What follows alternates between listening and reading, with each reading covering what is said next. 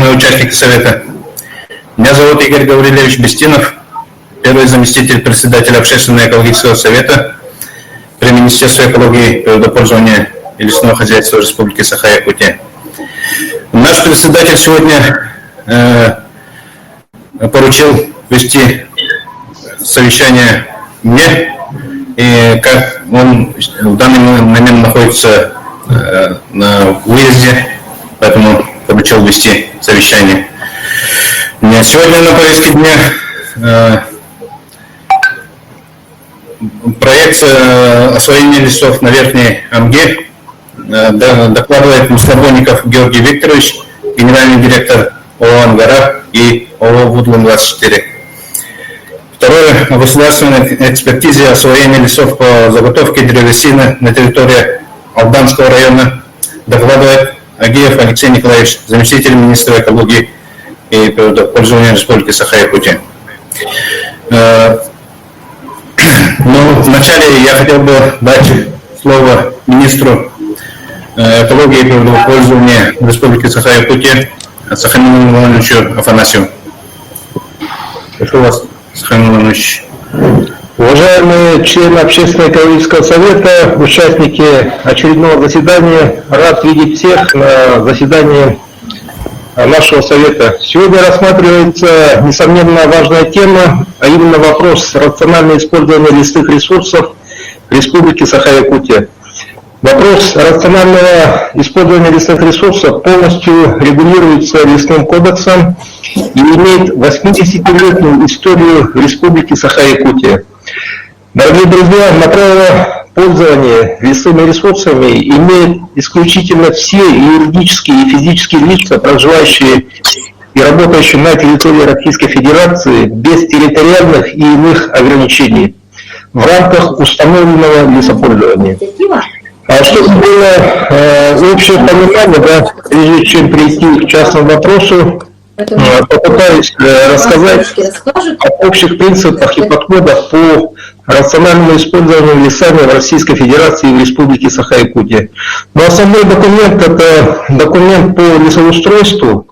Если спросите, кто делает лесоустройство, то лесоустройство делают профессионалы высшего уровня, сотрудники Рослесинформа Российской Федерации. В течение последних 4 лет на территории Республики Саха-Якутия работают все филиалы Рослесинформа Российской Федерации и проводят лесоучетную и лесоустроительные работы и инвентаризацию границ лесничеств Республики Саха-Якутия. Что это дает? Это дает уточнение лесных ресурсов Республики Саха-Якутия. Лесоучетчики ногами проходят каждый выдел, каждый квартал и дают базу данных объективное состояние о текущем состоянии лесов Республики Саха-Якутия. Аукционная система. Аукционная система, она создана для обеспечения равного доступа к лесным ресурсам. Система широко известна якутянам, о чем свидетельствуют многие тысячи заключенных договоров аренды и купли-продажи лесных насаждений по Республике Саха-Якутия. К примеру, по Амгинскому ИНУСу договора имеют 1400 физических и юридических лиц. Эти люди производят рубку леса для собственных нужд и для иных нужд. По Алданскому району аналогичные договора имеют 1200 лесозаготовителей, это юрлица, физические лица. А для чего рубят лес? Рубят лес в Якутии в основном для индивидуального жилищного строительства, для ведения бизнеса, для переработки пиломатериалов, для ведения сельского хозяйства, для рекреационных целей и так далее. Закон это позволяет.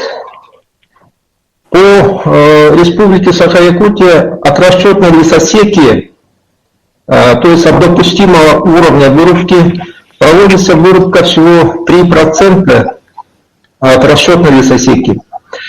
Это говорит о том, что в Якутии граждане и юридические лица не в полной мере занимаются вопросами лесозаготовки. А это доходы, занятость населения и так далее. Основными документами является лесной план, который утверждается главой субъекта Российской Федерации, проект лесоустройств, административные регламенты 25 лесничеств, которые установили основные требования по лесопользованию в определенных лесничествах, конкретных кварталах, конкретных выделах.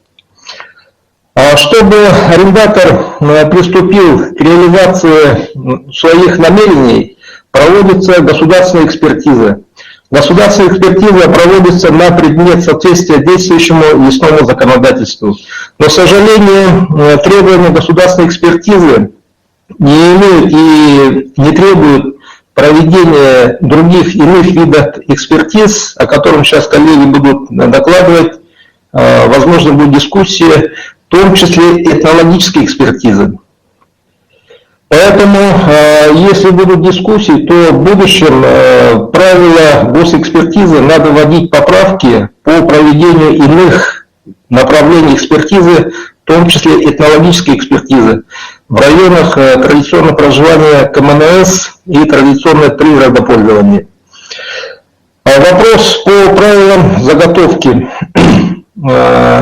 Аренда лесных участков – это не значит, что это вырубка 100% этой площади. Изначально в обществе пошла неправильная дискуссия о вырубке лесов в верховьях Амги. Речь не идет о 100% вырубке. Аренда – это право ведения лесохозяйственной, рекреационной и иной хозяйственной деятельности. На арендуемых площадях право рубки, не вырубки, а рубки возникает в соответствии с правилами лесозаготовки. Кто утвердил правила лесозаготовки и почему возникает дискуссия о том, что в условиях вечной мерзлоты можно рубить или нельзя?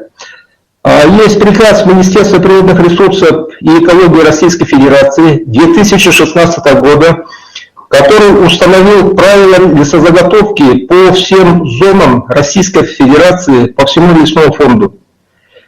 Мы относимся к Восточно-Сибирскому мерзлотному району, и согласно правилам заготовки древесины установлен запрет, 100% полная вырубка на вечно мерзлых грунтах, коллеги. Спор возник и непонимание возникло как раз из-за этого. Вырубка в Восточно-Сибирском мерзлотном районе, она запрещена. Разрешена только по определенным параметрам рубка конкретных деревьев. Это от 100 и выше лет. Средний молодой лес не рубится, а сама рубка ведется поштучно с декларацией вырубленного леса. Лес возрастом менее 100 лет, он не вырубается, коллеги. Полная вырубка идет только при строительстве линейных объектов, добыче полезных ископаемых и строительстве. При этом закон о компенсационном лесовосстановлении требует натуральную посадку с закрытой корневой системой, аналогично вырубаемой площади. Что касается Алданского района, там речь не идет о 100% вырубке, а речь идет о заготовке на делянах, в которых имеются технологии по лесоподросту и лесовосстановлению. Но лесники с вами об этом доложат. Очень хорошо, что общество начало интересовать проблемы лесного хозяйства республики. Конечно, проблемы есть, это вопросы методологического, нормативного, организационного и иного характера. Они все решаются в правовой плоскости, регулируются уполномоченными, надзорными, фискальными, правоохранительными органами, в том числе судебными органами. В случае выявления несоответствия требованиям лесного законодательства, по случаю аренды конкретных лесных участков, любой гражданин и заинтересованный лицо в Республике Саха-Якутия, в том числе НКО, могут, конечно, обратиться за защитой интересов в судебные органы для пересмотра решения по аренде лесных участков. А в целом ограничивать лесную аренду физическим и юридическим лицам нецелесообразно и недопустимо в условиях действующего лесного законодательства. Спасибо, желаю всем конструктивной работы. Республики Саха-Якутия. Пожалуйста, Алексей Николаевич. Добрый день, уважаемые коллеги, уважаемые члены Общественного экологического совета. Во-первых, я хочу сказать, что очень много информации идет о том, что вырубка будет производиться в Ангинском районе. Это не совсем так, точнее совсем не так. Вырубка предоставлены участки в Волжанском районе, конкретно в Верхнеангинском и Каморском участковом лесничестве. Заготовка привезены по договорам аренды это ООО «Вудман-24» и ООО «Ангара». Заключены договора по результатам аукциона, который прошел в прошлом году, и, соответственно, по заключенным договорам, которые прошли, естественно, регистрацию в Росреестре, были разработаны проекты освоения лесов и представлены нам на экспертизу. Данные проекты рассматривались комиссией, были даны отрицательные заключения. В состав комиссии, помимо специалистов Министерства экологии, вошли представители ответственных подразделений, и того объективного рассмотрения, данные проекты были возвращены на доработку.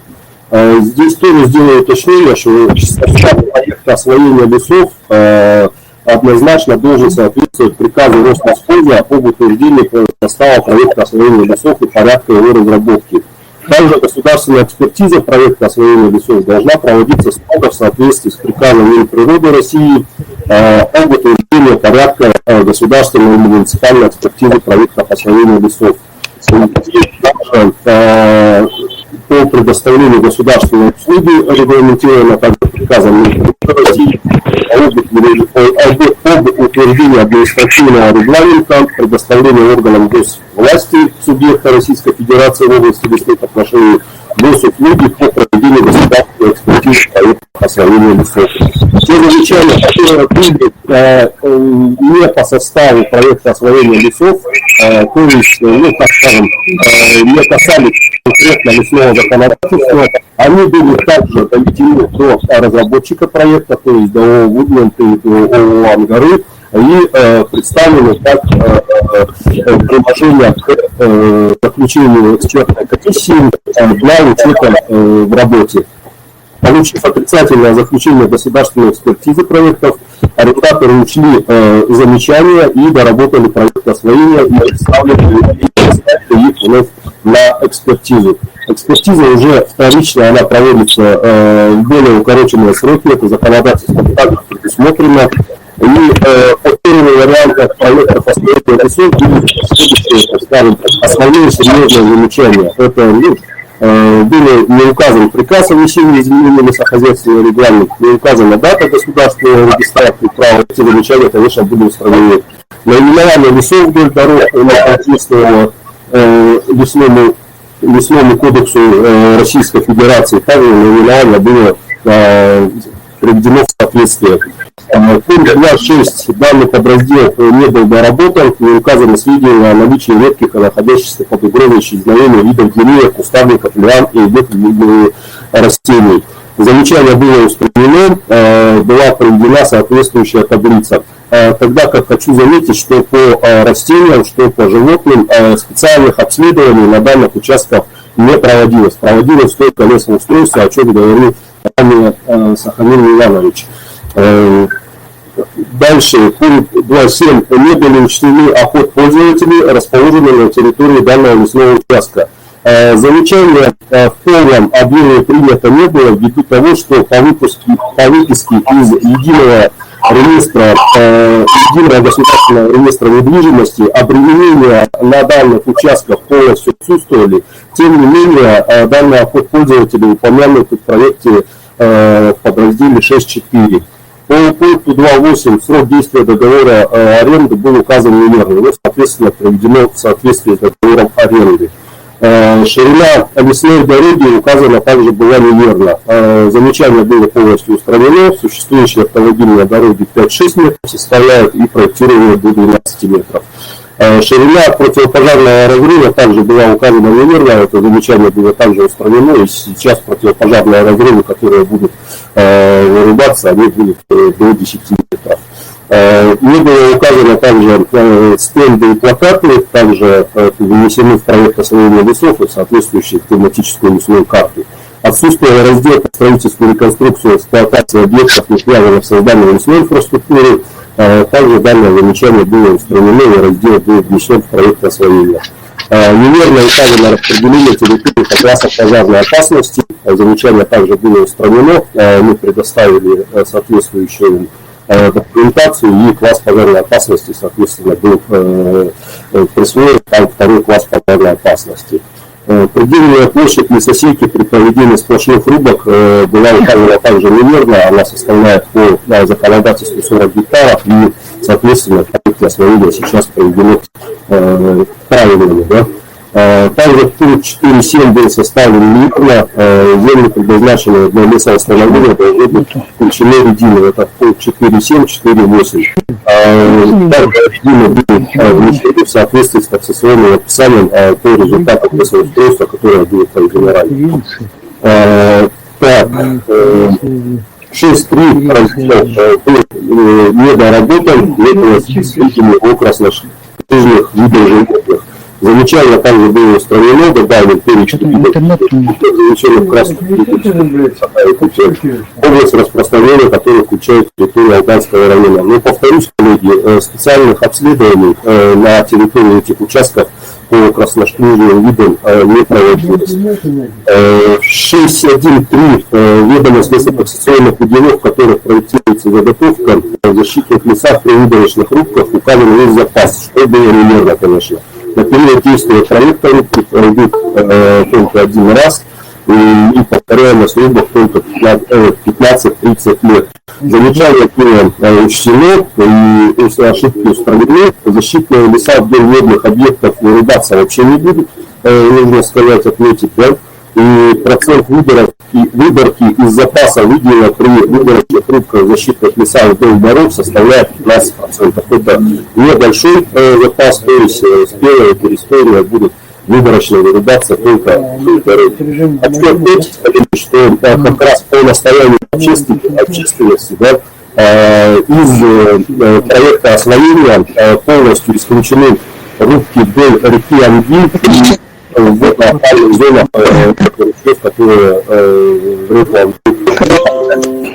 соответственно, рубки там вообще проводиться не будут. Рубка будет проводиться только в эксплуатационных местах. Общие сведения о проектированных ежедневных объемах заготовки древесины также были составлены неверно, но, соответственно, замечания были устранены и исправлены. Тематические лесные карты пространственного размещения существующих проектированных объектов лесной инфраструктуры отсутствовали лесные дороги.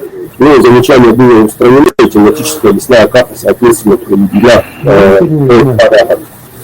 Мне хочется отметить, что заготовка древесины по договорам аренды лесных участков, заключенных с ООО и ООО «Выделен-24», будет осуществляться в соответствии со статьей 29 Лесного кодекса и правилами заготовки древесины, утвержденными приказом Минприроды России. Также в соответствии с лесным планом, лесохозяйственным регламентом Алданского лесничества, ну и, конечно же, заключение государственной экспертизы проекта освоения лесов и лесной декларации. Лесная декларация, уважаемые коллеги, подается за 10 дней до начала предполагаемых работ, да, на лесной участке.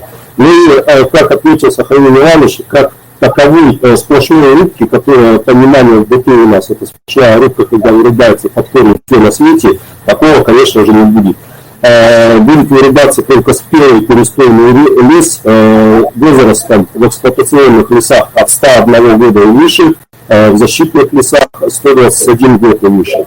Это, соответственно, все остальные насаждения, да, это, во-первых, молодняки, среднего возраста и преуспевающие, они вырубаться не будут. Кроме того, будут осуществляться обязательно в соответствии с технологическими картами сохранения подроста.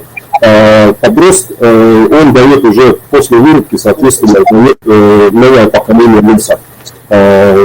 Технологические карты будут составляться абсолютно на каждую лесосеку, соответственно, кроме того, как заверяет нас арендатор на прошлом совещании, когда он принял участие. Ну, как вы знаете, проводилась проверка Якутской природоохранной прокуратуры совместно с управлением Федеральной антимонопольной службы. По результатам проверки были выявлены замечания только в части технической ошибки лесохозяйственных регламентов.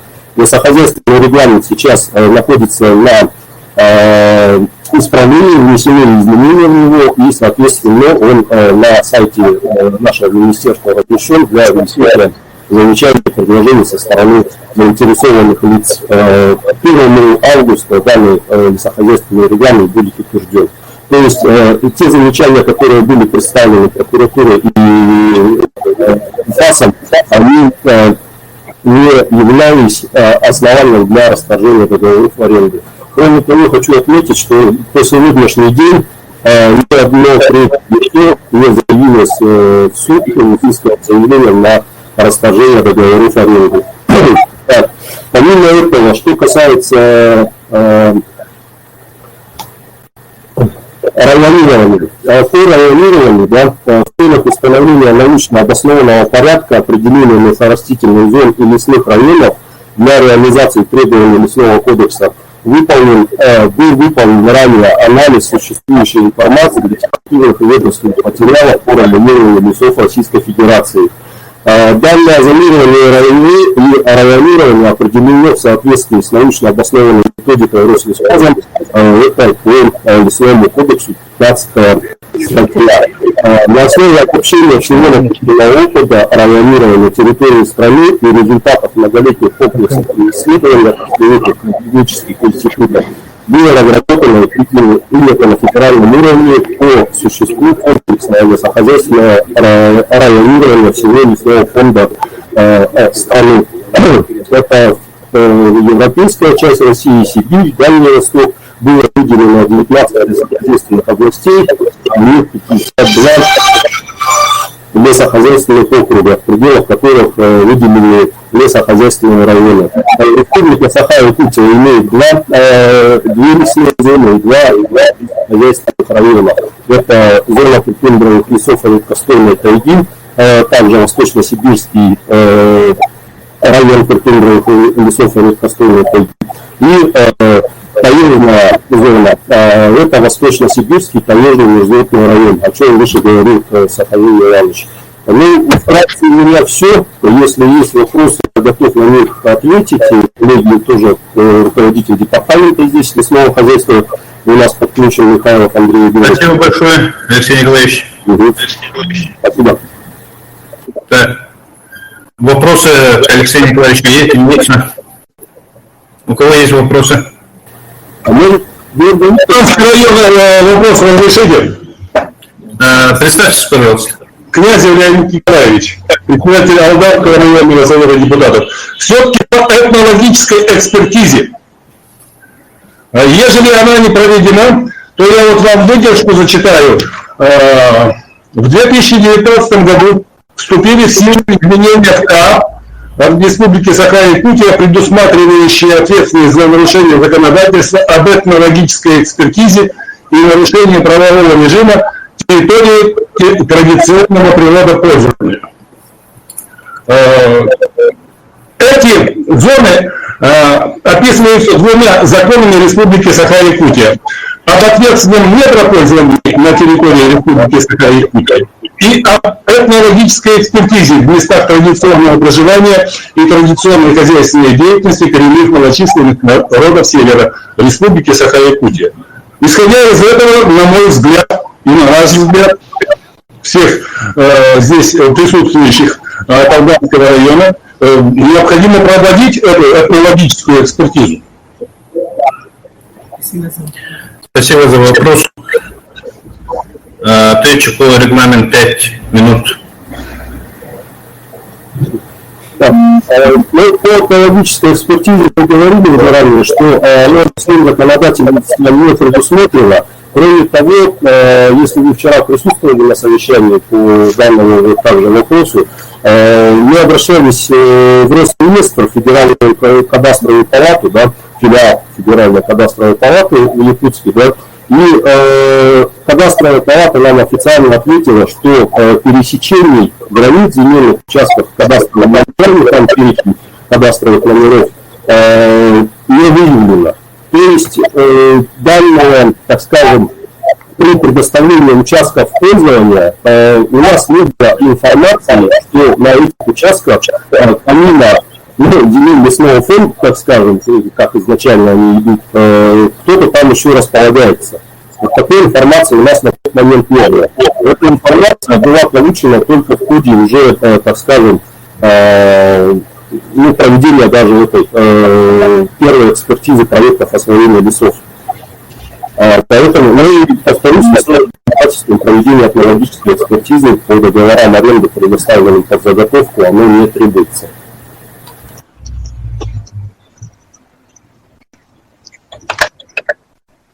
Спасибо большое. Можно, да? Слышно меня, да? Пожалуйста, представьтесь. Голованова Елена Петровна, председатель комитета по вопросам коренных малочисленных народов и делам Арктики. Слышно, да? Да, слышно. Уважаемые Сахамин Владимирович, уважаемые участники совещания, заявление от Союза КМНС родовых общин Алданского района поступило в профильный комитет, и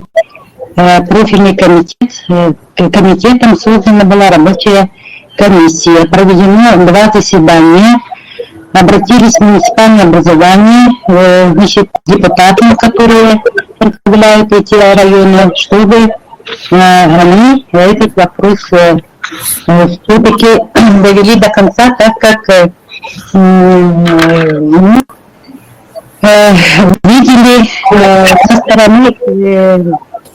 стороны министерства, которое проводило аукцион, ниже у нас принятые на региональном уровне, на уровне Республики Саха-Якутия законы, которые мы должны требовать от всех пользователей и тех, которые должны работать на этих территориях. Родовые общины, территории традиционного предопользования, которые созданы на уровне муниципального образования Алданский район, имеют особый статус. И неприятие или вообще не увидеть эти территории со стороны Министерства образования или муниципального, или тех людей, которые приходят значит, на эти территории, да еще не 5, не 10, не 45, не 9 лет, это вызывает неприятие тех мер, которые принимают. Вот, а про аукцион, например, должны были знать муниципальное образование. Вот когда проводится аукцион, вот на наших территориях должны проводиться вот эти работы. Все это прописано и федеральных, и региональных наших республиканских законах. Если бы этот этап прошли, я еще на Слободникову 2 раза выходила. И почему вот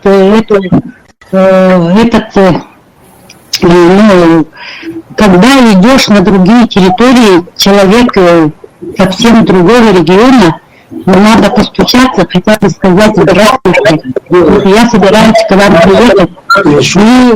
И даже человечески вот это неправильно поступили. Поэтому вот то, что в районе стали,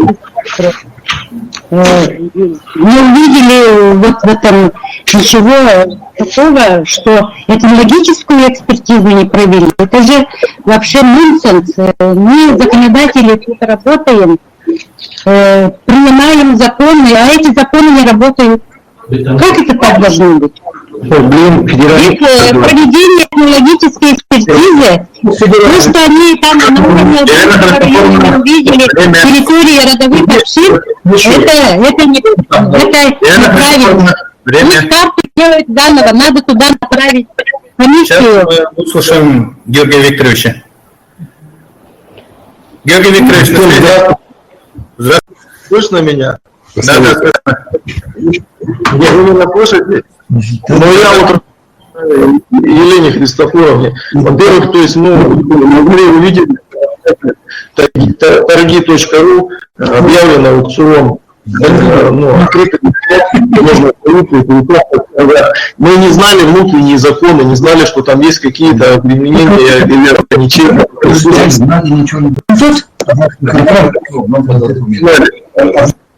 Руководством лесным кодексом, федеральными законами про этнологическую экспертизу мы только услышали сейчас, что она вообще такая есть со своей стороны. Когда нам подошло письмо, что вот мы ответили на это письмо, сказали, уточните границы. По границам наложения нет с коренными малочисленными народами.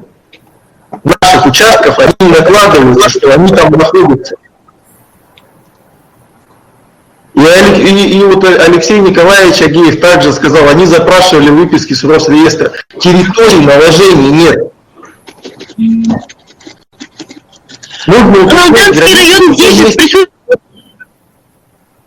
Но если нет наложения, Алданский район такая площадь, мы сами карты крутили, смотрели, где эти наложения. Нет этих наложений. С Росреестра выписка пришла по кадастрам, нет наложений с коренными малочисленными народами.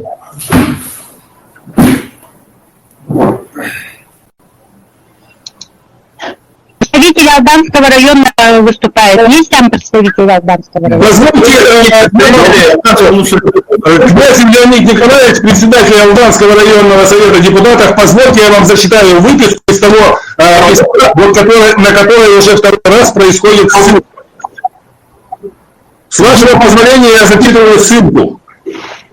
Земельные участки с кадастровыми номерами перечисляются, расположены в пределах традиционного природопользования местного значения Анамы, муниципального образования национального наследия Анамы Алданского района. Вот вам и наложение. Текущая среда номером таким-то. Земельный участок с кадастровым номером таким-то частично расположен в границах особо охраняемой природной территории этого значения буфер Верхнеамдинский, Алданского района Республики Саха-Якутия. Это документ, откуда вы рассчитывали. Территория национального природопользования местного значения Анамы, муниципального образования национальной наследия Анамы и особо охраняемая природная территория местного значения, ресурсный резерват буфер Верхнеамдинский, являются объектами реестра границ ЕГРН и не являются земельными участками. Это то, о чем вчера говорил Сахамин Миланович. Но, товарищ Махаров, вам отсюда для Минэкологии пишет дополнительный последний пункт. Я его зачитываю дословно. Дополнительно сообщаем, что на земельных участках, частично или полностью входящих в границы указанных объектов реестра, границ законодательством предусмотрено наложение ограничения права и обременение объектов. То есть вот эти участки, которые занесены товарищ Москвичев, они по-прежнему ограничиваются теми обязательствами, которые на них наложила муниципальное образование Алданский район в части ОКП. Теми обязательствами, которые на них наложили вот эти территории традиционного природопользования. Спасибо. Уважаемые коллеги, надо внести все-таки порядок заседания нашего совета. Давайте послушаем Мостобойникова. Ему было много вопросов, коллеги, вопросы подготовки. Давайте послушаем Ангару Мостобойникова, который расскажет, как он выбрал, какие планы имеет, как будет исполнять требования лесного законодательства. Георгий Васильевич, пожалуйста, вам слово. Потом уже вопросом перейдем. Готовьте вопросы.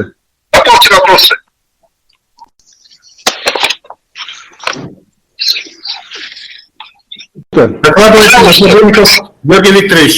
Я думал, на вопросы нужно отвечать. Ну, я вкратце их объясню, да, как мы выиграли, еще раз повторяюсь. Мы заявились на аукцион, который был открытый, то есть безо всяких там обременений, ничего этого не было сказано. Руководствуемся законом Российской Федерации лесным кодексом. Эти участки выиграли с аукциона, подготовили проекты освоения лесов. Проекты освоения лесов получили отрицательное заключение, так как были нарушения, они в некоторых частях не были нами доработаны. Возник вопрос по реке, так как туда были включены защитные леса. Как сказал глава региона АСН Сергеевич, что рубки леса на Амги не будет. Мы беспрекословно это выполнили, да, в разрез договора, пошли со своей стороны на уступки, даже не спорили. Все эти дела вот в новом проекте мы исключили. Мы отошли от Амги на достаточно большое расстояние. То есть, по сути, суть вопроса возникла из-за Амги. Мы от Амги отступили. Все нарушения, которые были в проекте, мы их исправили в рамках лесного законодательства. Исправляли 2 месяца, дорабатывали совместно. Также говорю по этнологическим экспертизам, по каким-то наложениям, запрашивая документы, то есть по предоставке права, покажите, где границы нашей карты, мы никакой информации не получили. Мы со своей стороны сделали все по закону. Мы открыли интернет, открыли торговую площадку, лес. Посмотрели географию, логистику, с космоса посмотрели. Возраст подходит для рубки. Работать можно, условия но работать можно.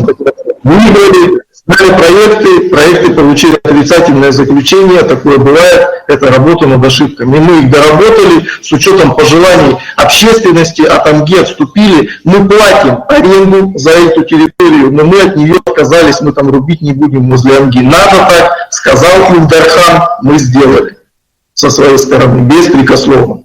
Какие-то еще моменты сказали, с охотниками будут там с местными населениями. Вот мне давали телефон там председателя коренных малочисленных народов. Какие-то надо вопросы на местах будем регулировать.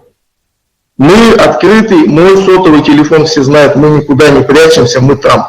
Со своей стороны будем, создадим в Тамоте или близ Тамота на 100 километров там возле федеральной трассы лесопильное производство. На работу будем брать только местных, с республики Саха-Якутия, вахту не будем создавать, это накладно. Создадим рабочие места, обеспечим дровами, то есть бесплатно пенсионеров, ветеранов Великой Отечественной войны, там малообеспеченные многодетные семьи. Самым образом также будем отдавать бесплатно эти дрова. И материал появится, какие-то стройки, кто-то дома захочет по доступной цене. Еще раз подчеркну, по доступной цене. Мы умеем работать, мы знаем лесное законодательство. У кого-то возникает представление о том, что будет сплошная рубка, что все был лес и стало поле. Такого не может быть. Идет разработка деляны, там смотрят редкие виды растений, птиц. Если их видят, они создают буферную зону, отступая. Сохранение подроста, что нам дает подрост? Это также лес там вырастет. Мы оставляем семенники. Мы оставляем на горах крутины, чтобы лес естественным путем восстанавливался. Плюсовые деревья. Техника будет на резиновом ходу, покров лесной, он сдираться не будет, чтобы кормовая база для животных, для всего этого была. Мы же не пожаром будем его выжигать. Это я к экологам сейчас обращаюсь. Вы посмотрите космоснимки, готовят и венки и лес. Группа Илим, такая компания, 3 миллиона кубов план в год заготавливают древесины, 3 миллиона кубических метров. Там живут и венки. Они им провели туда электроэнергию, сделали им дорогу, привлекают их на работу. И никакая там ни мерзлота, ничего у них не растаяло. А если посмотреть с космоса, где вырублено, там уже лес молодой вырос, подрос, встал, и уже лес растет. А тот, который нужно рубить от 101 года и выше, который завтра превратится в сухостой и будет пожар, и тогда сгорит вся фауна. Этого они не допускают. То, что касаемо водоохранных, то есть мы не будем там ничего заготавливать. Спасибо. Спасибо большое, Георгий Викторович.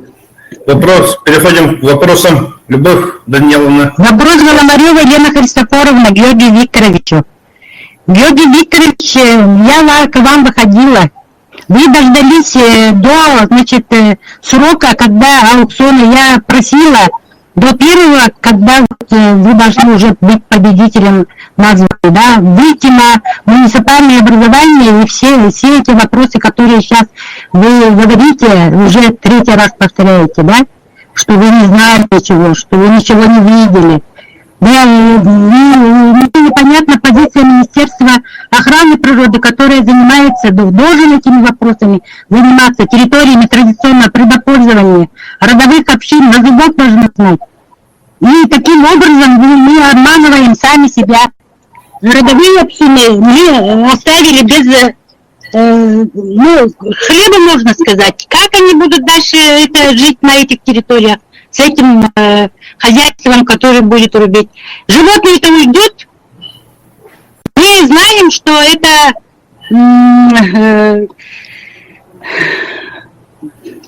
мы как бы сделали такое с нашей стороны действие.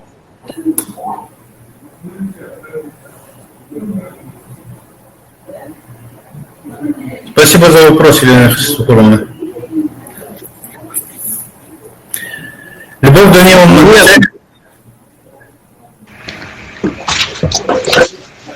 Слышно, да? Да. Да, слышно. Регламент 2 минуты. Приветствую всех участников данного совещания. Я написала свое экспертное заключение, которое, значит, по-особому не было. И хотела рассказать, что по охране краснокнижных видов, охране животного мира, которые написаны в Красной книге, носит декоративный характер. Дело в том, что при первой экспертизе мы дали список тех растений и животных, которые нуждаются в охране краснокнижного вида. И представленный правильный проект, как они взяли только самое то, что мы передали, и включили просто выпуск. Хорошо, представим, как я сказал, для заготовки леса на видео. И как они будут определять, где краснокнижный вид, растения или животные. Это же понятно. Если мы не видим, да? То, что просто характер. Мне кажется, нам было в этом случае известно таксоном Министерства природных ресурсов просто выяснить, обозначить сумму ущерба, который понесен краснокнижным видом животных и растений. Это по пользователям. Пользователи, конечно, есть на этой территории. И надо было проектную институтную организацию разговаривать с ними предметно, узнать, сколько они сдают пушнины, сколько они добывают промысловые виды, какое они имеют отсюда, денежное выражение, какой они имеют доход. И вот это включить как бы ущерб, потому что те животные, которые являются как жить, когда их рыбка, они жить в этой местности не будут. Хотя проект сказал, что рыбка лишь это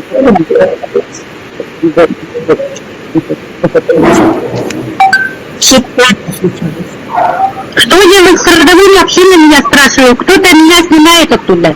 Я уже 34-й раз присоединяюсь. Значит так, по водоохранным зонам, допустим, по Вудленду, водоохранные зоны по тем рекам, которые, значит, я в своем заключении эти реки включила, они не выделены. Ведь никогда проводили лесоустройство, они не были выделены.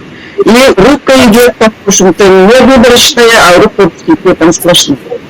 Так я поняла. Теперь по Ангаре, значит, там есть таблица 27, 28. Таблицы между собой противоречат.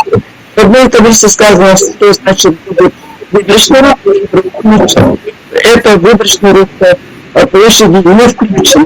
Вот это вот очень трудно понять. Георгий Викторович задает вопрос.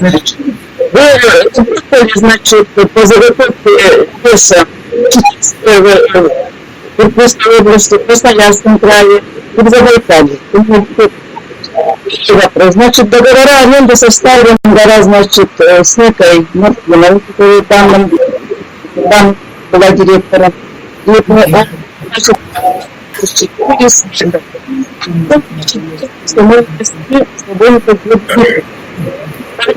есть какой-то документ, который, значит, между директорами дает, значит, правомочия вам, Виктор Викторович. Вот этот документ существует. Это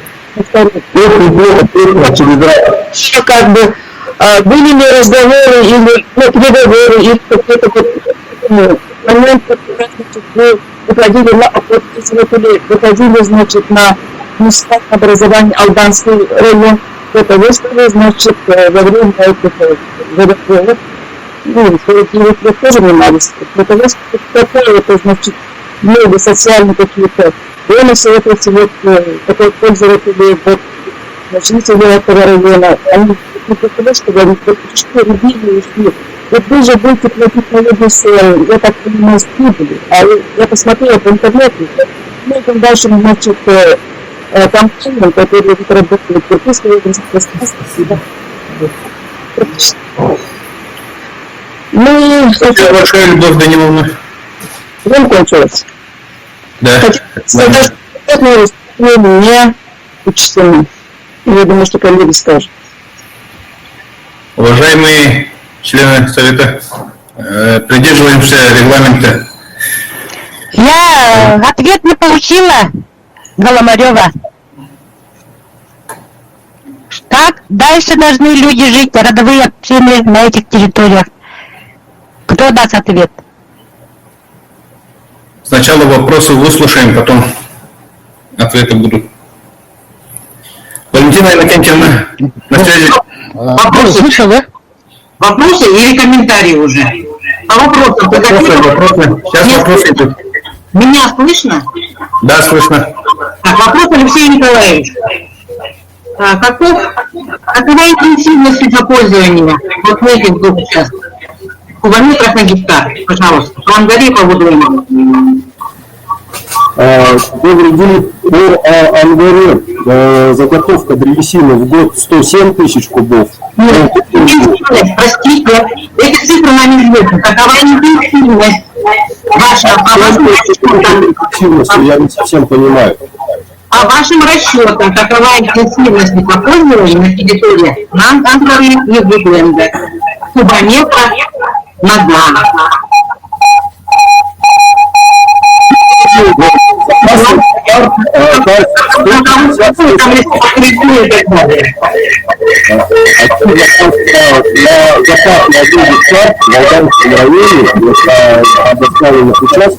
доходит до 200 кубов на 1 гектар.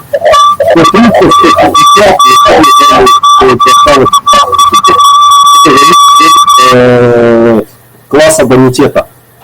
Чем выше бонитет, тем, соответственно, продуктивнее насаждение. Но интенсивность рубки, это, наверное, имеется в виду, сколько вырубать будут. Площадь лесосеки максимальная, это 40 гектаров. Максимальная площадь лесосеки одной. Лесосеки будут примыкать только через, с учетом сроков примыкания. Это 3 года. То есть будут соответствующие промежутки, да, в шахматном порядке, грубо говоря.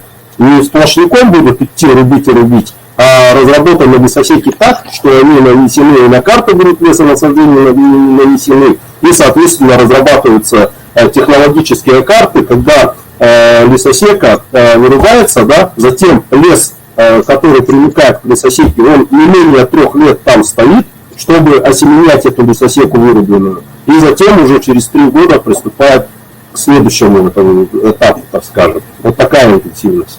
Она обязательно нами будет, так скажем, контролироваться. А лесопользователям, я думаю, будет соблюдаться однозначно. И ему зачем нарываться на, так скажем, штрафные санкции.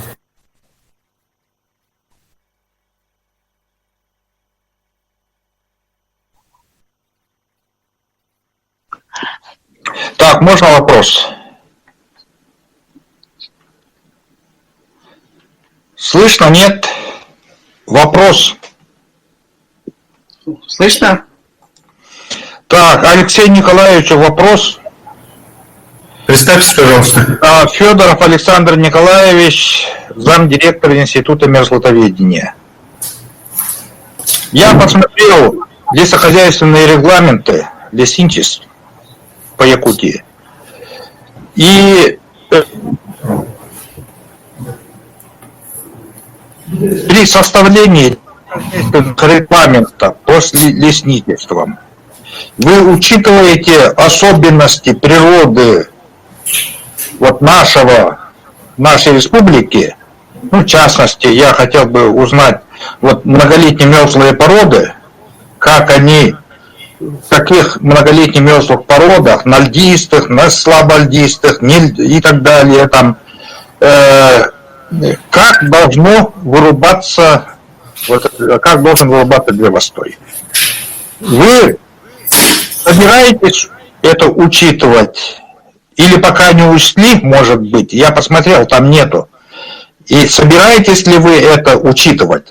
Особенности природной среды вот нашего субъекта.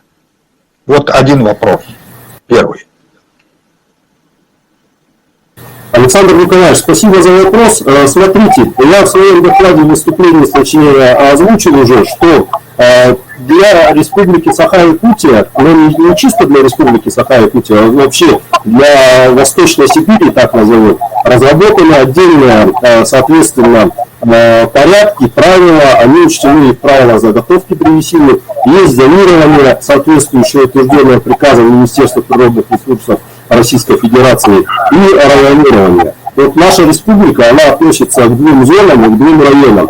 Зона тундровых лесов и редкостойной тайги, и также таежная зона. И восточно-таежный мерзлотный район, это как раз вот Алданский район к нему относится, и зона район тундровых лесов и редкостойной тайги. Это все северно-арктические улицы у нас там расположены.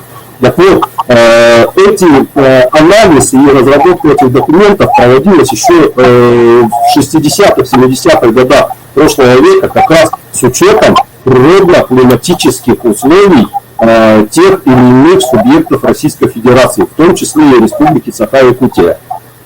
Поэтому данные условия наши, они учтены в принципе изначально, и правила заготовки древесины разработаны в соответствии с нашими условиями. Если откроете правила заготовки, даже не правила заготовки, можно открыть, допустим, ставки платы, да, за единицу объема лесных ресурсов, там тоже учтены. То есть Республика Саха-Якутия отдельно, там Московская область отдельно. Все это учтено в лесном законодательстве. Ну хорошо, спасибо. Так, модератору, пожалуйста, меня запишите на выступление именно по этому поводу.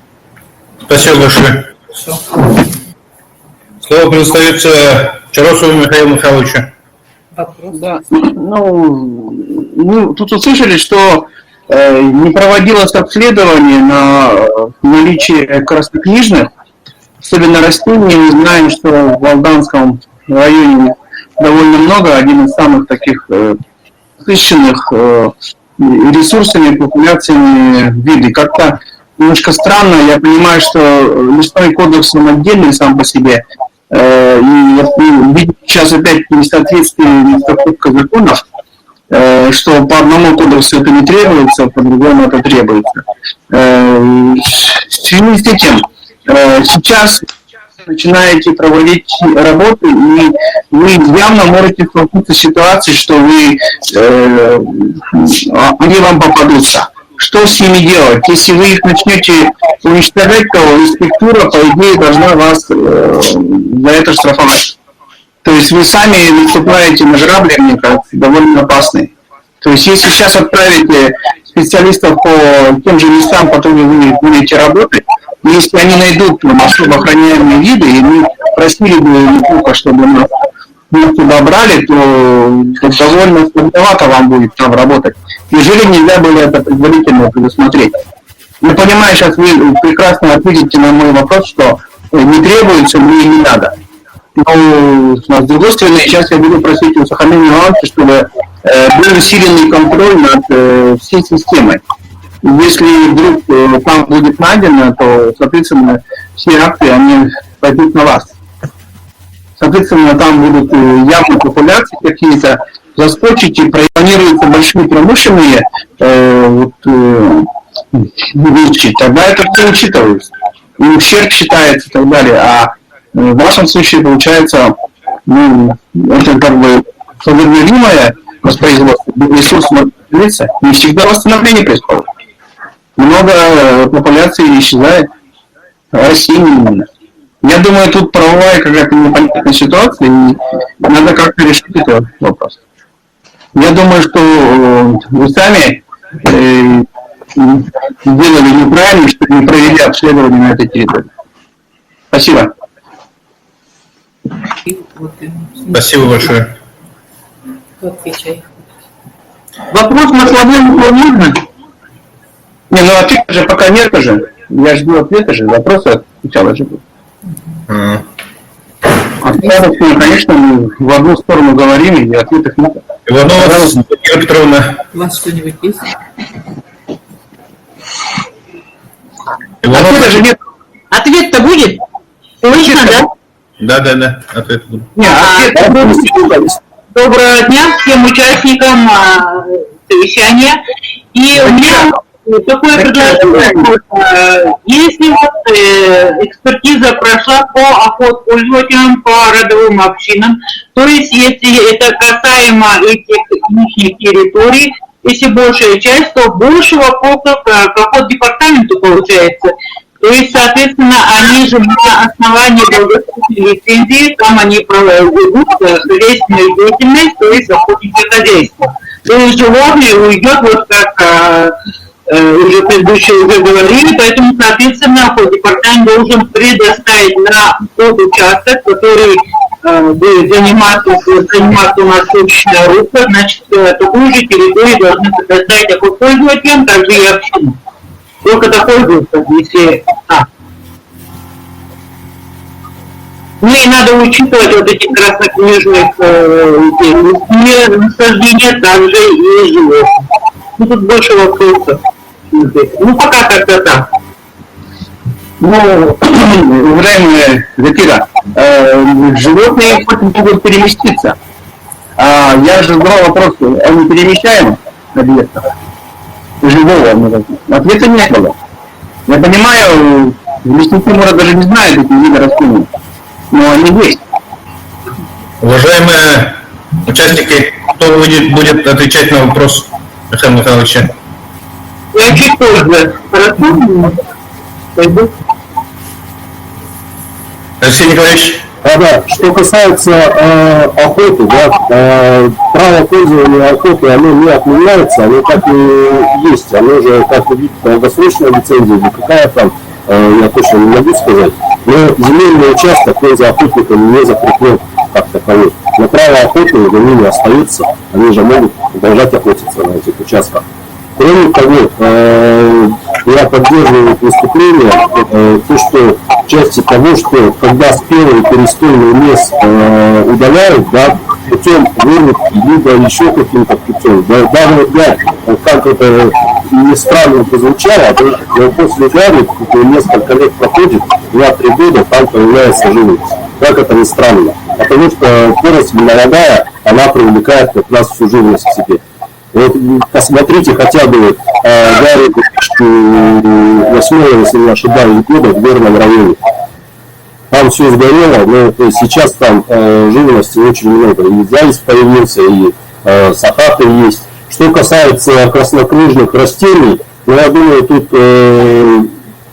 при разработке как раз лесоделян, так скажем, при отводе лесосек, я думаю, нужно будет именно тех, кто будет заниматься этим отводом, сразу выявлять их и, соответственно, но обеспечивать их сохранность, я так понимаю. Георгий Викторович может быть, дополнит меня в этой части, что касается именно по защите краснокнижных растений.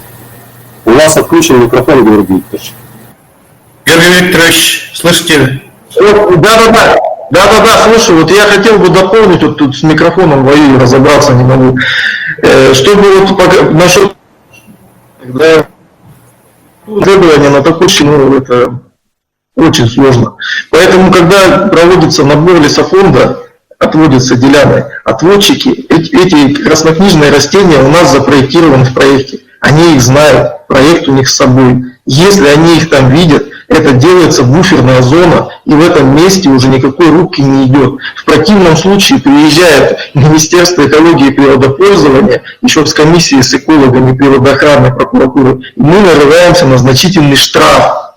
Поэтому в этом случае для этого их и указали в проекте, чтобы когда при наборе лесосек и отводов, если они их видят, они отступают от них. Как их можно? Животные мигрируют, но растения в квартале растет, а завтра в другом. Мы один квартал указали, а другой не указали. А оно на следующий год раз и выросло в этом квартале. И что там, рубку надо проводить? Это уже делается по факту, но за этим надо следить и нам, и тем, кто нас контролировать будет. Слышно меня? Вот здесь можно дискутировать до безобразия. На самом деле, я все-таки сомневаюсь, что прямо специалисты, которые будут заниматься там, вырубками, разбираются в растениях. Здесь многие ботаники, не все виды краснокнижных знают, а вы прямо их знаете. У нас у них же они отражены, у них есть список. Список ничего не говорит. Давайте у вас хоть и экзамен принять, что ли? Сейчас вы половину видов не знаете. 200%. Экзамены. Сами себе, я вот уже все равно сами себе подготовили основу для личного контроля и вечных ошибок. Я не уверен, что ваши простые работяги, даже наши местные, которых вы обещаете брать, они разбираются в этих вещах. Учите, чтобы вы их не были. Почему они простые работяги, у них высшее образование, если что? Вы будете брать простых людей, которые будут работать реально. Я про них не имею. Простые люди как раз таки не смогут отвести лесосеку. Там нужно соблюдать изопарами, азимуты и все. Барамыгин, не слышите меня и не понимаете мой вопрос. Рубка будет идти зимой, как вы увидите, что там краснокнижный вид. Барамыгин Николай Андреевич. Основным видом, а вот промысловым видом, является соболь. И он как раз уйдет. А вы говорите о копытных, да, на вырубках быть. Но основной такой промысловый вид соболь, вот о чем речь-то идет. Не надо перемешивать эти понятия. Ну и если говорить языком закона, то если речь идет о краснокнижных видах растений, то они должны быть оконтурены, Георгий Викторович, если вам не Николай Андреевич Барамыгин. законы. На связи? Пожалуйста, вам слово.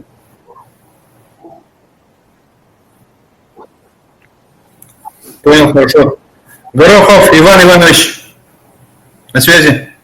Алканский район еще вот взамен Барамыгина Николая Андреевича, председатель общественного совета Удовенко Иван Иванович имеет вопрос. Разрешите? Пожалуйста, слово. Вот я думаю, уважаемые участники нашего сегодня видеоконференции должны стоять немножко совсем по-другому. Здесь вопрос должен ставиться вообще о недопустимости вырубки в этих регионах, учитывая мнение научного всего сообщества и мнение малочисленных народов, которые проживают. Вот этот сказочник, который сидит, Маслобойников Георгий Викторович, он обещает сейчас горы небесные. Но дело в том, что когда начнет работать харвестер и рубить зимой по снегу, он там увидит все. И краснокнижные, и запретные, и все остальные прочие. Я понимаю его. Он заинтересован в многомиллиардном контракте. Я не понимаю сегодня департамент лесного хозяйства именно Алексея Николаевича, который крышует и защищает его всеми правдами и неправдами. Он не видит результаты вырубок вот этих сплошных от Урала до Хабаровского края, что остается после вот этих, тем более это иностранный капитал. И то, что тут рассказывал Александр Николаевич Маслобойников, рабочие места и пополнение бюджета, это будет получать Китайская республика. Россия получит только 0. Поэтому то, что они тут рассказывают, я понимаю чьи-то интересы. Но когда не будет леса, не будет зверя, не будет чистой реки Амби, не будет всего остального, как будут жить коренные люди и все остальное прочее. Поэтому даже в советское время приостановили вырубку в этих регионах, в городе Тамоте, на 90% было построено. И о запрете вырубки. Тогда люди понимали. Сегодня не хотят понимать, сегодня только рубль, больше ничего. А то, что как будут жить сегодняшние люди и завтра люди, дети, их никого не интересует. Китайские компании, вот эти Ангара и Гунгуэн, уйдут, а местное население останется. Поэтому сегодня вопрос должен ставиться, слышит местное население, народ Ангинского и Албанского района о недопустимости рубки в этих регионах. Это резервуаты и все остальное. Там должны коренные только малочисленные народы охотиться, рыбачить и проживать. А вот эти все временщики, и которые имеют собственные интересы, должны уйти с этого региона. И если это не интересно 4 месяца слушать наши все возмущения, пусть снимет свой контракт, тем более он был выполнен с грубейшим нарушением. Сроки этого не выдержаны. То есть там полнейшие 2 контракта должны быть аннулированы. А Алексей Николаевич ответит лично, как за ответственность проводил этот... Вопросы? Жаков Владимир Владимирович на связи? Не хотят давать. Понятно. Что, еще не было? Владимир Владимирович, вопросы имеются? У меня вопрос. Коротов Владислав Петрович, журналист, общественный эколог. Пожалуйста. Вот, проводился ли подсчет, например, лесосеки, если говорят, что будут рубить лес свыше 100 лет, 120 лет, как я понимаю, дилетант, там их можно поштучно пересчитать. По всем лессекам проводился ли такой подсчет, расчеты вырубленного леса, сколько они получат, стоит ли овчинка выделки. И в этой истории, вот Иван Иванович совершенно прав. Министерство экологии в этой истории выступает не как поборник интересов республики, не как защитник интересов экологии нашего северного края, а скорее всего он выступает в интересах Георгия Маслободникова и его предприятий. Какая-то странная позиция. Спасибо. Так, Владислав Петрович, спасибо за вопрос. Я отвечу. В 2015 году было проведено лесоустройство. Лесоустройство – это как раз определение количественных и качественных характеристик лесов.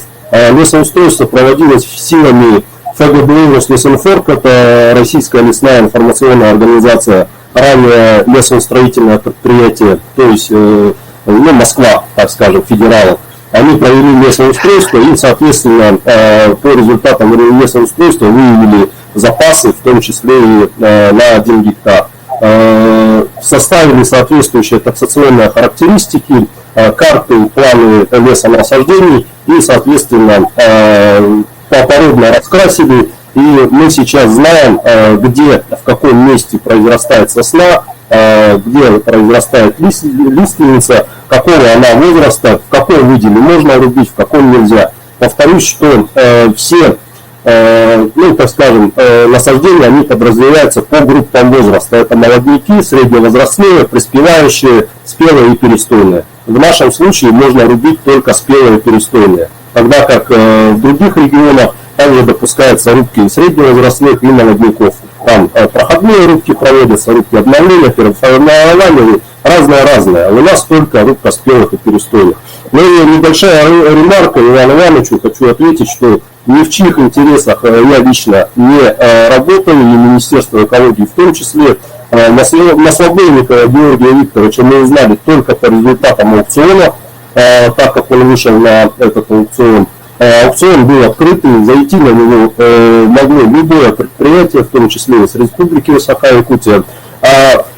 В чем мой интерес, так скажем? Мой интерес только с точки зрения лесовода. Лесовод имеется в виду в том, что именно убрать спелый и перестойный лес, который абсолютно верно через несколько лет уже станет до такой степени перестойным, что начнет усыхать и, соответственно, будет домом для расселения вредителей и болезней.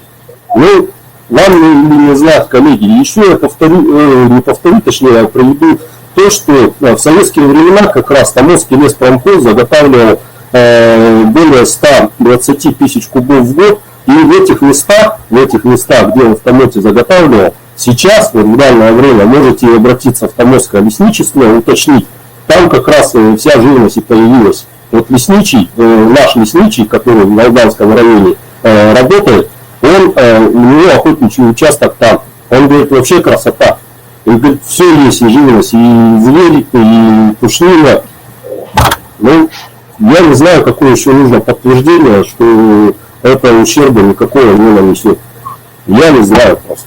Спасибо. Спасибо большое. Переходим к выступлениям. Еще вопросы есть. Можно задать вопрос? Вопрос. Выступление запишите. Вопрос к Маслобойникову. Значит, если вы утверждаете, что по фактурных документах вы теперь будете сократить вырубки в защитных лесах, тем более, что вы сократите, уберете рубки на водоохранной зоне реки Амги, почему у вас не изменились цифры по заготовке? У вас как в первом случае, так и во втором остались одни, так и по Вудленду. Следующий вопрос к Алексею Николаевичу. Да? Если они на этих территориях не смогут вырубить вот этот предполагаемый объем древесины, что в этом случае вы делаете? Спасибо. Спасибо за вопросы. По первому вопросу, почему цифры мы не имеем права менять в проекте освоения, они должны соответствовать договору аренды. Мы исключили из таблиц и с карт лесонасаждений водоохранные и защитные леса. Их убрали. А с договора аренды мы их убрать не можем. Они все равно договор аренды можно поменять или расторгнуть только по решению суда, так как это аукционный. Никакого дополнительного соглашения об изменении условий договора, это существенное изменение, мы провести не можем. Мы этот вопрос обсуждали, пытались и с Рослесхозом в том числе, пытались внести изменения, но так как договор аукционный, внести изменения в него можно только по решению суда, либо расторгнуть тоже только по решению суда. Поэтому, опять же, вот, дополнение ремарки своей к Ивану Ивановичу хочу сказать, если вы считаете, что нужно полностью исключить рубку, то нужно обращаться в суд по расторжению данных договоров. Мы это сделать не можем, так как мы одна из сторон, да, этого договора, и, соответственно, нужна третья сторона. Что касается в случае, если арендатор не будет вырубать древесину, он вообще подает лесную декларацию ежегодно, да, за 10 дней до начала предполагаемого периода использования лесов. Соответственно, в этой декларации отражает объемы, сколько он будет планировать в год рубить. Если он будет перерубать декларацию, соответственно, он будет нести наказание за, так скажем, незаконно заготовленную древесину. Если же он будет недоруб, то в этом случае ничего страшного нету, но плату арендную он будет вносить за полный объем. Как вот у него установлено договором аренды 107 и 200 кубов, там 200 тысяч кубов, 243, по-моему, то эту плату он будет ежегодно вносить. Хоть он там 5 кубов вырубит всего, но платить он будет за всю древесину, которая установлена договором аренды. Спасибо. Спасибо. Ну, можно один вопрос? Георгий Викторович. Георгий Викторович, слышите? Слышно, да? Можете ответить на вопрос? Не слышно вас. Не слышно вас. Пожалуйста, Солнышкину Роду Васильевну, народного депутата. Давайте дождемся ответа Маслобойникова. По поводу того, что площади-то, вот этот, сейчас же Алексей Николаевич ответил на этот вопрос. Площади у нас остались те же самые в границах, от водоохранных зон по Амге отступили и написали. Меня слышно? Да, сейчас слышно. Меня слышно? Да. Что касаемо Амги, мы написали весь срок аренды не на проект освоения, который на 8 лет сделан, а на весь срок аренды договора, что мы не будем производить рубку в защитных лесах, не лесоохранных и водоохранных полосах. Гарантийное письмо мы написали в минуту Михаилу Милановичу. Также по Учурской базе, да, по Рублингу, есть водный кодекс, который подразумевает собой, что в водоохранных зонах, даже если таковые не выделены защитными лесами, рубка запрещена. То есть мы также будем отступать, и там мы не имеем права рубить. Чтобы нам начать рубить, мы отводим деляну и подаем декларацию Министерства лесного комплекса. Они смотрят. Если их что-то не устраивает, они нам говорят, эту декларацию мы не можем подписать, исправляйте отвод. Все. Это не так, что вырубил, а потом отчитался. Сначала они разрешают вплоть до каждой деляны, до каждого бревна, можно там производить рубку или нет. Но в защитных лесах, в водоохранных зонах никакой рубки, даже выборочной, быть не будет этой рубки. Это лесным кодексом написано, в лесном кодексе, в водном кодексе это тоже написано. Значит, вы согласны на ежегодный недоруб? Так? Я согласен. Ну, конечно, согласен. За полный объем, так?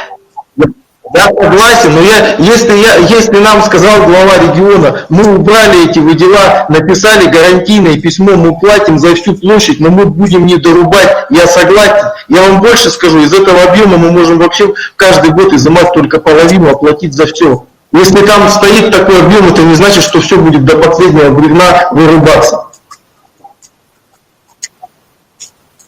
Я согласен, да, я говорю, да. Вы не ответили на мой вопрос. Все, переходим к выступлению. Меня слышно?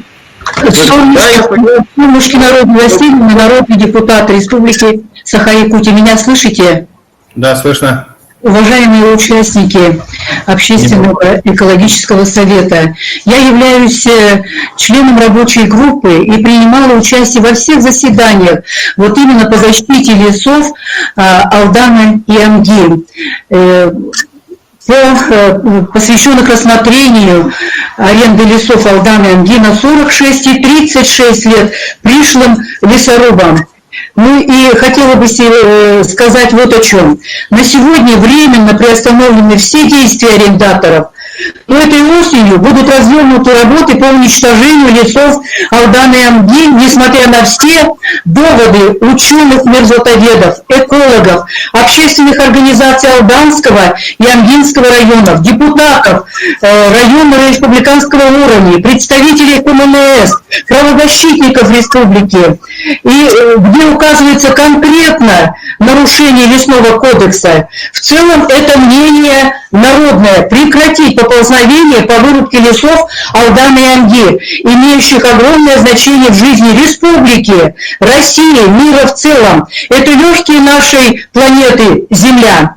Есть опыт Китая, где законом повсеместно запрещены вырубки леса.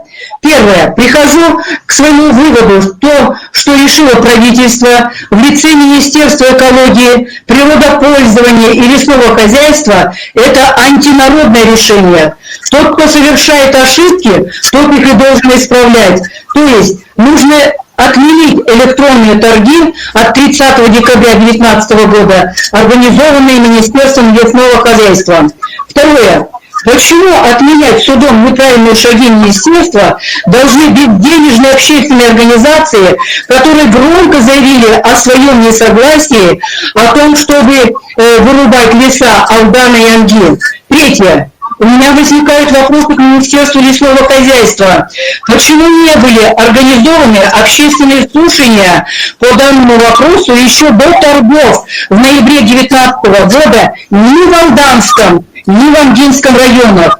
Четвертое. Госсобрание Утумен тоже оказалось в неведении. Только с поступлением тревожных сообщений от коренных малочисленных народов Севера в марте-апреле 2020 года, проживающих на территориях, которые пострадают от вырубок пришлых арендаторов, тем самым нарушается особо охраняемой природной территории. Почему с невероятной легкостью мы отдаем наши природные ресурсы неизвестным лесорубам, я заканчиваю, почему не развиваем собственное лесное производство и не обеспечиваем рабочие места местному населению? В богатой природными ресурсами республики все крупные компании по недропользованию работают со стороны. Народ остается при своих интересах бедным и безработным. Спасибо. Спасибо большое. Николай Архипович на связи. Добрый день. Меня слышно? Да, слышно. Ага. Николай Архипович. Уважаемые участники сегодняшнего совещания, мы тут все услышали. Вчера тоже были ВКС подключения, тут тоже советовались. Но сразу хочу сказать обеспокоенность общественности Амгинского УЛУСа, да, по тем событиям, которые сейчас происходят. Это уже с конца прошлого года было, уже получается как третья волна. Вроде бы в апреле вопрос решился, Айсен Сергеевич сказал, что рубки не будет, а тут опять положительная экспертиза. И сегодня вот Алексей Николаевич, Сахамин Миланович, из их выступлений мы поняли, что рубка все равно будет, да? И до этого, когда шли разговоры, с Сахамин Милановичем договорились, что общественность Амгинского УЛУСа в начале августа поедем в Алданский УЛУС, и хотелось бы, чтобы вот Георгий Викторович Маслобойников, чтобы был там в Алданском УЛУСе, где ему вот деляны выделили. Хотелось бы воочию посмотреть положение сейчас какое делян в Алданском УЛУСе. Потом, если даже вот рубка будет, мы будем постоянно вести контроль. И Министерство экологии по своей оснащенности, они говорят, у них космический мониторинг есть, который даже следит за тем, как даже вот если люди ветку сломают или какое дерево там срубят, их сразу вот находят и штрафуют. Вот хотелось бы, верим, что такой контроль у нас есть. И если рубка неизбежна, то, что вот метод, который не рубка, а заготовка называется, да, вот какие определения сейчас имеются. Если вот такая заготовка, что по отдельности все деревья, которые вот спелые, переспелые, они пересчитаны, хотелось бы в это верить. И так как мы жители вот, сельские, да, знаем, как идет рубка. Когда зимой рубишь одно дерево, страдает 100 деревьев вокруг. Вот когда прививку проводят, ну не знаю, какая сейчас вот новая техника, которая вот колесная, да, может она вообще никакие деревья рядом не трогает. Но хотелось бы сейчас вот поехать и воочию все это увидеть. У меня коротко так. Спасибо большое. Голомарева. Да, пожалуйста. Ага, спасибо.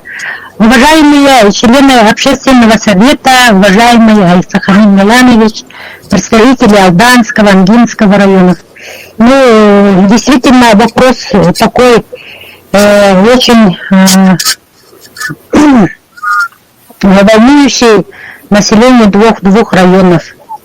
И то, что сейчас Маслобойников говорит, что по Алданскому району в связи с тем, что Айсен Сергеевич, глава республики, поставил вопрос не рубить лес в Алдане, в Амгинском районе, то возникает необходимость пересмотра этих территорий и проведения заново аукциона на территории, которые выделены по Алданскому району.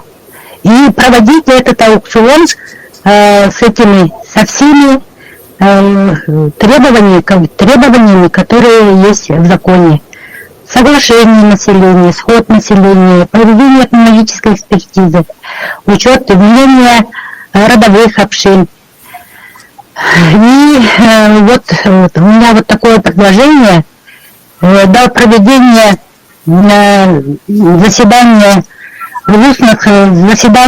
двух представительных органов двух районов, Алданского и Амгинского района, проработать вопрос. И, пожалуйста, вот, чтобы население Амгинского района, как говорится, спало спокойно, необходимо, не там Маслобойников не должен писать письмо клятвенную, что он не будет там рубить. Просто документально все это должно быть оформлено. Ну, совет общественный, примите, пожалуйста, нормальное решение, которое бы должно быть грамотным, а не таким, как сегодня вот представляет документ, который вообще наполовину получается уже, как сказать-то, наполовину уже срезан. Понимаете? Спасибо.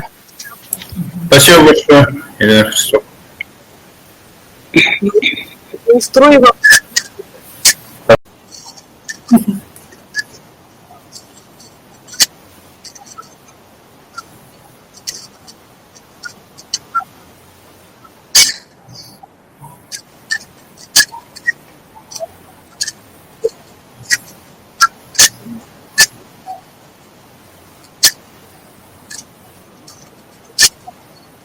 Спасибо большое.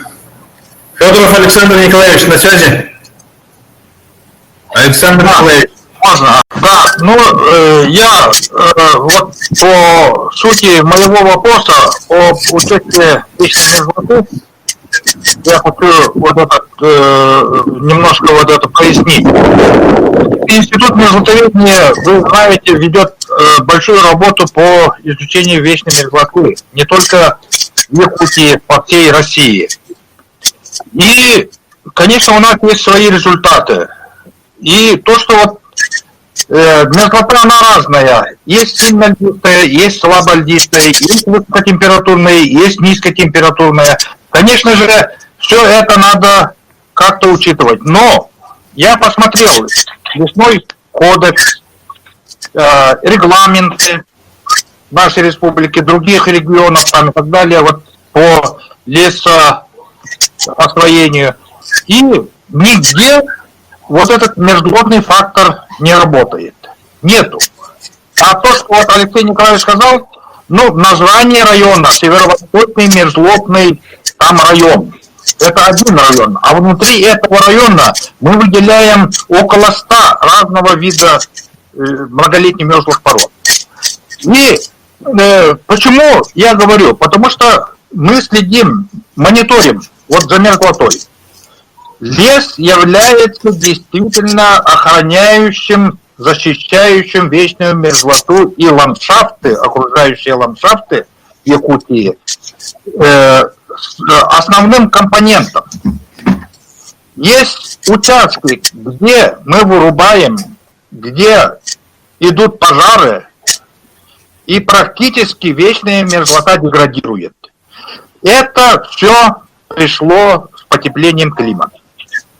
Нельзя забывать, что у нас нет потепления климата. Мы уже не в 80-м, не 70-х годах прошлого века. У нас природа совсем изменилась. И поэтому, что я прошу? Я прошу Минэкологии, ну, в первую очередь, Алексея Николаевича, наверное, рассмотреть полностью регламент вот, освоения лесов с учетом потепления климата и реакции вечной мерзлоты.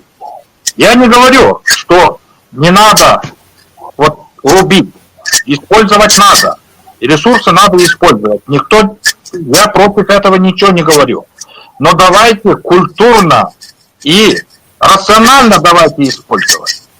И для этого вот Минэкологии должен привести свой регламент в нормальный научный вид. Конечно, вот почему я так говорю? Потому что вот 17 июля был круглый стол. вот, Национального лесного форума под руководством Николаева Николая Петровича, это председатель комитета Госдумы по природным ресурсам. Там наш директор выступал о вечной мерзлоте при лесоразработках. И Николаев конкретно сказал, почему вы не составляете местный в рамках субъекта, почему вы не делаете свой вот этот регламент, который учитывает ваши проблемы, мерзлотные проблемы. Почему мы отказываемся, почему только мы смотрим российскую, вот Алексей Николаевич говорит, вот у нас вот закон есть российский, и по этому закону работаем. А что, мы на свою природу не смотрим? Что, нету доказательств для этого? Полным-полно доказательств. И, конечно же, вот в этом направлении надо работать. И, конечно же, я и тогда посмотрел, что Сахамин Миланович, я его уважаю, конечно, но в этом вопросе он совсем по-другому. Он говорил, что вырубаться, и сегодня Алексей Николаевич говорит, вырубаться будет только спелый и переспелый, вот этот древостой. Но я посмотрел, вот у меня прямо в компьютере вот карта заготовки, вот этот, так, Ангара и Вуд. Вот запасов в этом выделили столько, и вырубаемый запас 100% повторяет вот этот запас. Это что? Говорит, что это выборочные вырубки. Спасибо большое. И, да, я заканчиваю. Ага. И, конечно же, вот поэтому надо обязательно учитывать вот этот мерзлотный, вот этот фактор развития. Вот, после вырубок останется ландшафт для нас. Вот этот ландшафт должен быть нормальный. Спасибо. Спасибо большое. Кто желает? Степанову, дайте слово. Степанову Ивану. Пожалуйста. Ага. Ну, во-первых, хочу поблагодарить Сахамина Милановича за то, что он отозвался на нашу просьбу, собрал сегодня все заинтересованные стороны. Я хочу обратиться к Георгию Викторовичу и Алексею Николаевичу. Но очевидно, что ситуация непростая. Сегодня высказались ученые и очень аргументированно дали понять, что этот проект просто не имеет нормального будущего. Свою боль высказали мои земляки амгинцы. Уже сталкивались с этой бедой, и даже в те, в советские годы нам все-таки удалось это отстоять. Сейчас действительно все потеплело, и это еще ситуация ухудшилась, и ранимость природы стала еще более острой. Я хочу обратиться все-таки к Алексею Викторовичу и Георгию Викторовичу, Алексею Николаевичу, да? Сегодня и алданские наши, земляки сказали, что у них есть определенные опасения и по КМНС, и по охотничьим вопросам. Но хочу попросить, Алексей Николаевич и Георгий Викторович, если вы, но я думаю, что вы все равно не враг природы, и настройтесь на то, что вот если придет иск о том, чтобы отменить итоги этих электронных торгов, давайте сделаем так, вы не будете с нами судиться, вы не будете с нами, писать кассационные жалобы, как-то еще нам противостоять, а потом мы отменим эти электронные торги, и затем просто появится в объекте республики нашей новый регламент, который учитывает все вышеназванные проблемы, то ради бога, конечно, мы не враги производству, мы не враги тем, кто добросовестно будет работать в нашем лесу. Но вначале должен появиться регламент. И я вас прошу, пожалуйста, не судите с нами. Тот иск, который будет подан об отмене итогов этих торгов, пожалуйста, примите это, а потом будем рассматривать в рабочем порядке. Спасибо. Все, спасибо большое. Кто будет выступать? У кого еще есть выступление? У кого есть выступление? Но ответ я не получила, это Голомарева по поводу родовых обсуждений. Отвечать, кто будет на вопрос Елена Христофоровна? Георгий Викторович. Георгий Викторович. Да, ну, давайте я отвечу. Елена Христофоровна, меня слышно? Да, слышно. Елена Христофоровна, мы же... Да. Мы судиться будем. Все. Все будут судиться, получается. Не только коренные малочисленные, да? Ну, это неправильно, когда ангельская территория внутри ваших документов должен быть. Это ангельская территория, если главой республики принято такое решение, вообще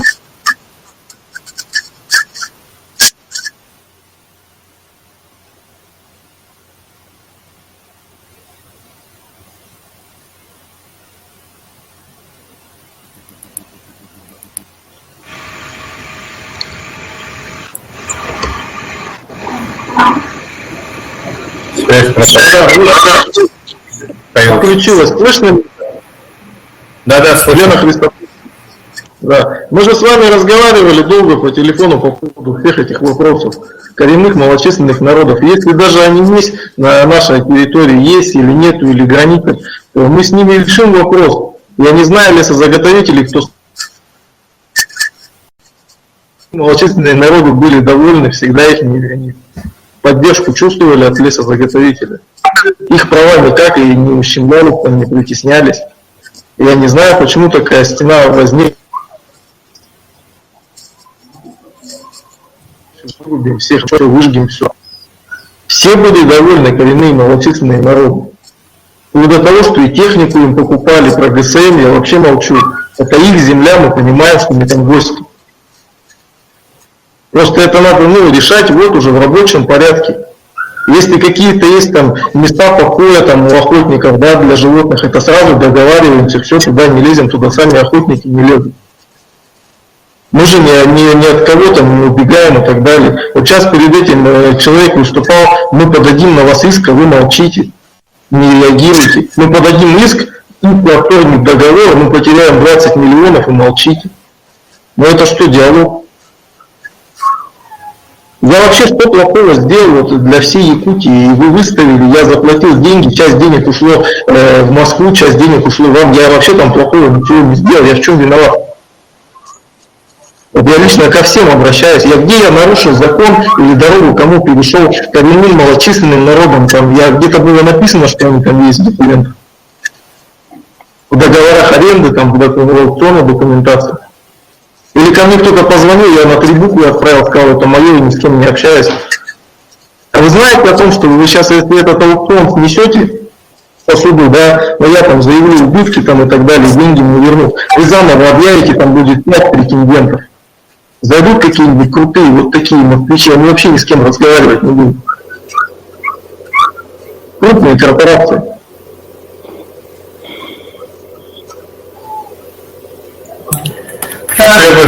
А у нас же на местах по 1000 заготовителей.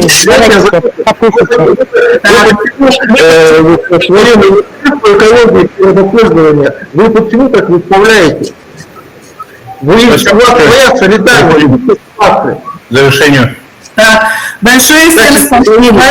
Я хочу от имени тоже руководства Общественно-экологического совета при Министерстве экологии и лично от председателя Охлопкова Иннокентия Михайловича передать всем большую благодарность за активное участие и за конструктивный диалог. Меня зовут Андрея Ивановна Егоровна, я являюсь также членом Общественного совета.